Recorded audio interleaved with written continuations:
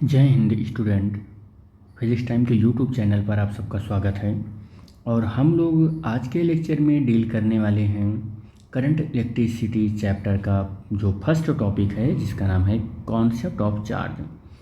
आपको एक बात बता दें कि आज ये मेरा फर्स्ट लेक्चर है, यानी कि ये जो लेक्चर हम लोग रिकॉर्ड कर रहे हैं ये फर्स्ट लेक्चर है करंट इलेक्ट्रिसिटी का। किसका है? करंट इलेक्ट्रिसिटी का। और ये जो चैप्टर है बहुत ही ज़्यादा इम्पोर्टेंट चैप्टर है, चाहे वो सीबीएसई का हो, आईसीएसई का हो, स्टेट बोर्ड का हो या किसी भी बोर्ड का है। और हम लोग जो करंट इलेक्ट्रिसिटी में फर्स्टली डिटेल में बात करेंगे, जो पार्ट ए है उसमें कॉन्सेप्ट ऑफ चार्ज पर बात करेंगे, करंट इलेक्ट्रिसिटी पर बात करेंगे, पोटेंशियल पर बात करेंगे, पोटेंशियल डिफरेंस पर बात करेंगे and resistance and Ohm's law पर बात करेंगे। इसमें जो हम लोग टॉपिक ले रहे हैं वो है कॉन्सेप्ट ऑफ चार्ज। हम लोग 9th में क्या पढ़ चुके हैं, थोड़ा सा उसको रिकॉल करके हम चलेंगे। तो हमने ये देखा 9th में कि अगर अपने पास दो नॉन कंडक्टिंग बॉडी हैं, और अगर दो नॉन कंडक्टिंग बॉडी है, नॉन कंडक्टिंग बॉडी है। अब ये नॉन कंडक्टिंग बॉडी कुछ भी हो सकता है। मैं यहाँ 2-4 बॉडी का नाम लिख दे रहा हूँ, जैसे ग्लास रॉड हुआ या सिल्क हुआ, मान लो ऐसे सिल्क हुआ, एबोनाइट रॉड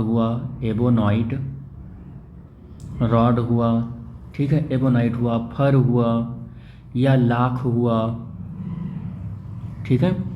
तो ऐसे बहुत सारे मटेरियल्स हैं जो मान लो इसे नॉन कंडक्टिंग बॉडी हैं, और इनको क्या करो, दे रब्ड टूगेदर, इनको एक दूसरे के साथ रब करो। मान लो कि हमारे पास एक ग्लास का रॉड है और ये हमारे पास क्या है, सिल्क है। ये ग्लास रॉड है और ये क्या है, सिल्क है। तो जब आप इनको क्या करते हो, रब्ड करते हो, एक दूसरे के साथ इनको क्या करते हो, रब्ड करते हो, तो रब्ड करने के बाद आप क्या देखते हो कि ये चार्ज हो जाते हैं। या हम ऐसे कहें कि एक बॉडी क्या हो जाती है, इलेक्ट्रॉन को एक्सेस कर लेती है।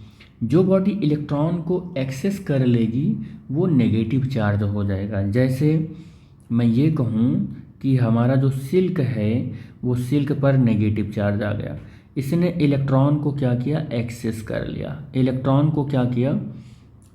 कर लिया। तो हम ये कहेंगे कि ये नेगेटिव चार्ज बॉडी है। ये क्या है, ये नेगेटिव चार्ज बॉडी है ये। लेकिन यहीं पर जो हमारा ग्लास रॉड था वो क्या किया, ग्लास रॉड, ये तो सिल्क है, ये ग्लास रॉड है, ये क्या होगा ग्लास रॉड के साथ, तो इसने क्या किया, इलेक्ट्रॉन को डोनेट कर दिया। इसने इलेक्ट्रॉन के एक को एक्सेस किया, तो इसने क्या किया, इलेक्ट्रॉन को इसने डोनेट कर दिया। इलेक्ट्रॉन डोनेट हुए यहाँ से, तो इलेक्ट्रॉन डोनेट हुए तो यहाँ पर डेफिसिट हुआ, और यहाँ क्या हुआ, यहाँ पर क्या हुआ, एक्सेस हुआ। इलेक्ट्रॉन क्या हुआ, एक्सेस हुआ यहाँ पर। तो जितना इलेक्ट्रॉन ये इसने डोनेट किया यानी कि डेफिसिट हुआ, उतना ही इलेक्ट्रॉन यहाँ पर प्रेजेंट हुआ। लेकिन इलेक्ट्रॉन को इसने क्या किया, गेन किया, तो नेगेटिव चार्ज हो गया। इसने इलेक्ट्रॉन को डोनेट किया, इसलिए ये बॉडी कैसे चार्ज हो गई, पॉजिटिव चार्ज बॉडी हो गई है। तो यहाँ पर इस प्रैक्टिकल से या इस बात से हमको एक चीज़ ये पता चल गया कि इलेक्ट्रॉन लॉस करने से बॉडी नेगेटिव चार्ज हो जाती है, इलेक्ट्रॉन की डोनेट करने से पॉजिटिव चार्ज हो जाती है। Thus there are 2 kind of charges. इस प्रैक्टिकल से हमको यही पता चला कि there are 2 kind of charges, 2 तरीके के चार्ज होते हैं। अब 2 तरीके के जो चार्ज होते हैं वो कौन कौन से होते हैं, पॉजिटिव चार्ज होते हैं, और कैसे होते हैं, नेगेटिव चार्ज होते हैं। ये आई होप समझ में आ रहा होगा।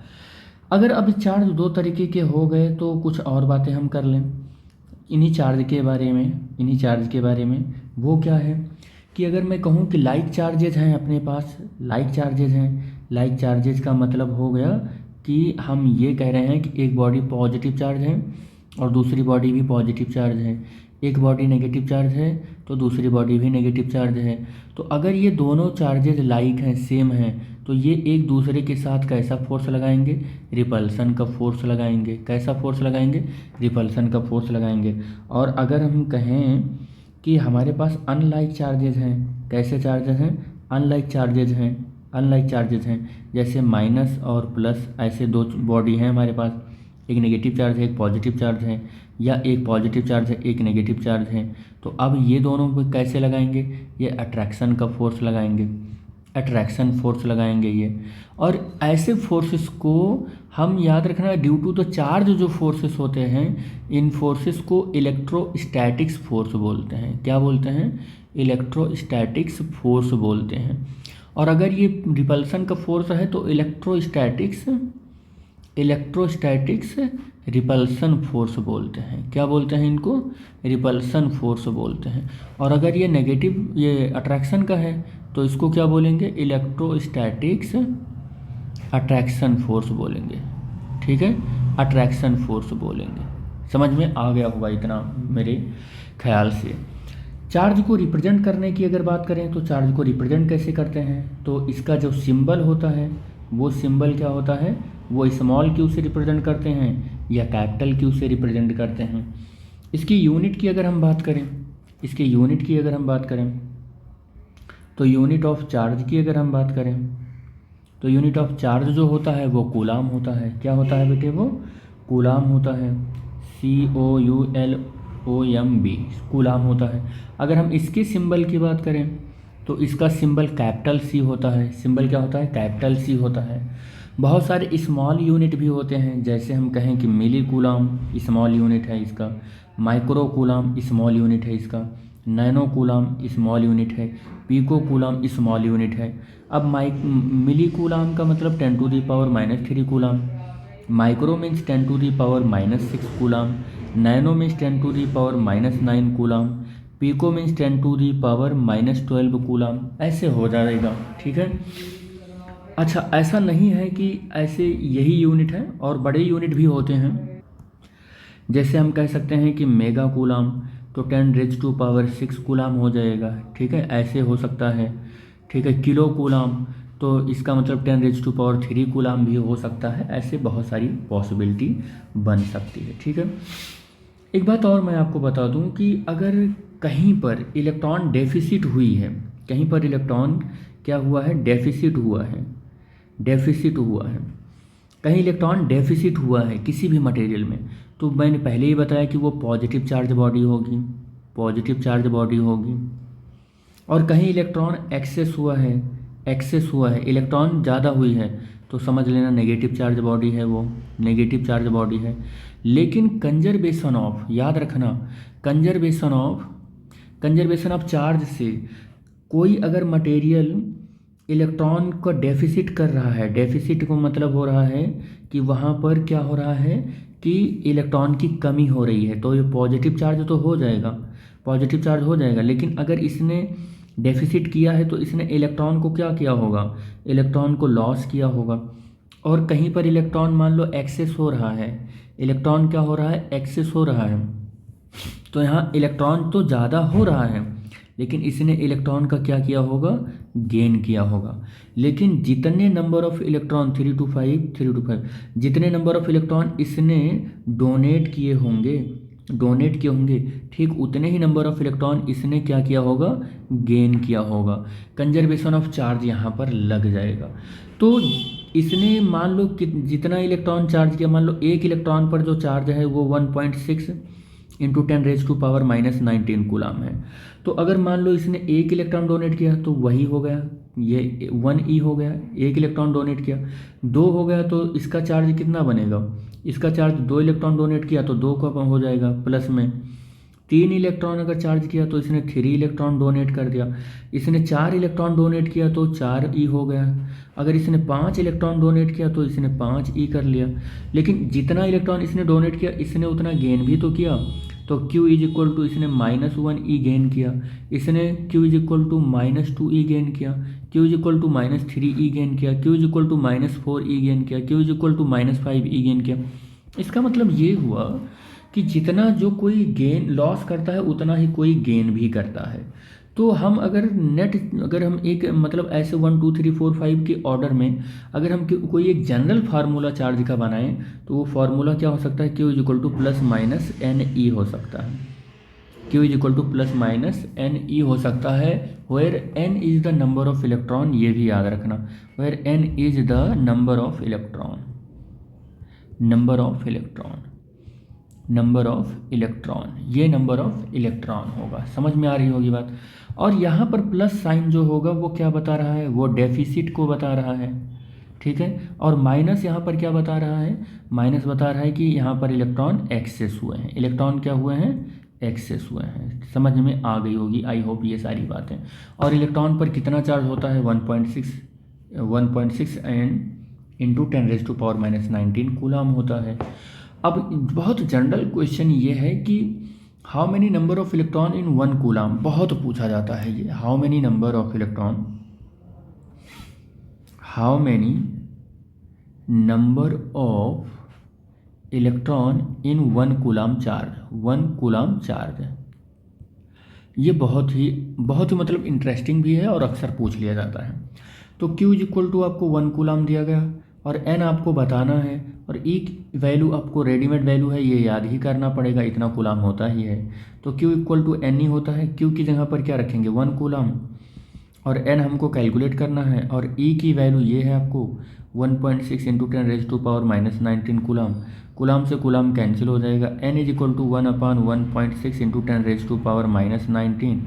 इसको सॉल्व करोगे तो n इज इक्वल टू कितना हो जाएगा, 10⁻⁹ और 1.6 है, n इज इक्वल टू 100/16 और 10⁻18 हो जाएगा।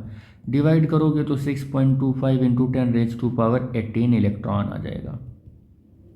तो एक कूलम में इतने इलेक्ट्रॉन होते हैं, ये भी आपको मुझे बताना था, मैंने बता दिया कि ये ऐसी डिजिट भी पूछ ली जाती है अक्सर, तो याद रखना ये भी, ठीक है। याद रखना कि जब कभी भी इलेक्ट्रॉन का डोनेट होना होता है या इलेक्ट्रॉन कहीं पर एक्सेस होता है, तो ये कंडक्टिंग मटेरियल के बीच में होता है। किसके बीच में होता है, कंडक्टिंग मटेरियल के बीच में होता है।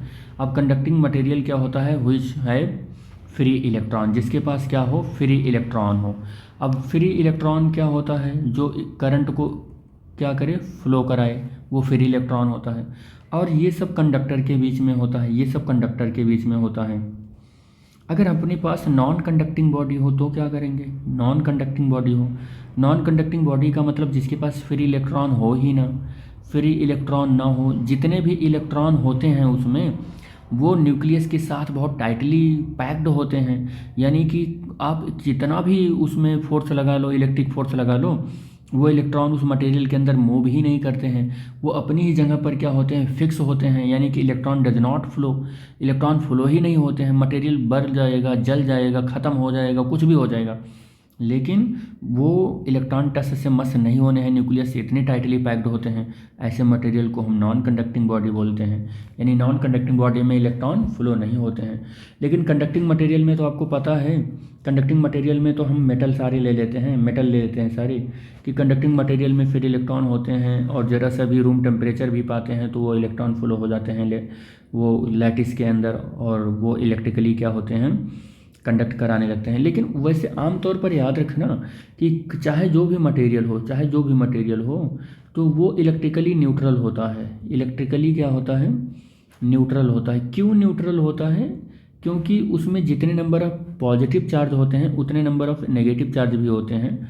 तो ये दोनों मिलकर क्या करते हैं, इलेक्ट्रिकली उसको न्यूट्रल ही बनाए रखते हैं, ठीक है। लेकिन जब कभी भी किसी सर्टेन स्पेसिफिक डायरेक्शन में हमें पोटेंशियल मिल जाता है, मान लो बैटरी के पॉजिटिव और नेगेटिव से ऐसे कनेक्ट कर दिए, तो यही जो इलेक्ट्रॉन होते हैं, जो फ्री इलेक्ट्रॉन होते हैं किसी मेटल के अंदर, यही क्या होने लगते हैं, कंडक्ट होने लगते हैं, और कंडक्ट होकर यही यहाँ पर इलेक्ट्रिक करंट को कॉन्स्टिट्यूट कर देते हैं, ठीक है बेटे। तो बस इस लेक्चर में हम लोग यहीं तक डिस्कस करेंगे। नेक्स्ट लेक्चर में हम लोग डिटेल में बात करने वाले हैं कॉन्सेप्ट ऑफ द करंट के ऊपर। Thanks for watching the video, thank you बेटा।